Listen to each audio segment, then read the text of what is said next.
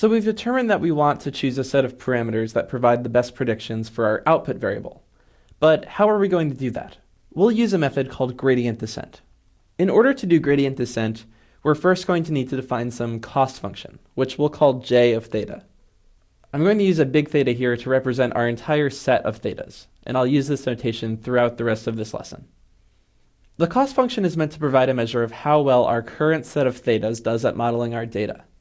So we want to minimize the value of the cost function.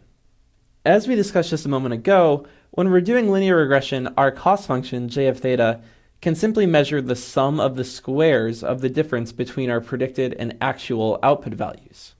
I'm going to formalize this a little bit and say this. J of theta equals 1/2 sum from 1 to m of h of x superscript I minus y superscript I squared, where h of x superscript I is going to be the sum from 0 to n of little theta sub n, little x sub n. So there's a lot going on here. I've color-coded this. Let's walk through this. Let's first talk about this, h of x superscript I. So I've kind of introduced a new notation here. X superscript I is going to represent our entire collection of x's. So if we have n x's, this x superscript I is a vector of all n of those x's. Note that we start the sum here at 0. We're going to create a new x sub 0, which is just going to be 1, and there will be a corresponding theta sub 0. This is in case there needs to be a constant term in our equation. We're summing up theta n times xn for all n. So this is equivalent to the equation that we wrote earlier. We're basically writing theta 0, x0 plus theta 1, x1 plus etc. until we get to theta n times xn.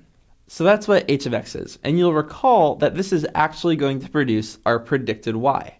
That's what our model says. We're going to add up all of these thetas times x's, and then we'll get a y predicted.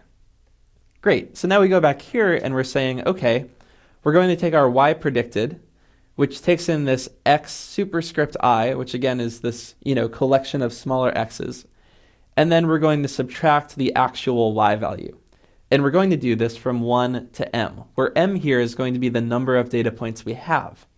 So if we had 500 data points, we'd go from 1 to 500, and we'd say, hey, for every point, using the model we have, the thetas that we have right now, let's calculate the predicted y, subtract the actual y, and square that difference. And we're going to add this up over all data points.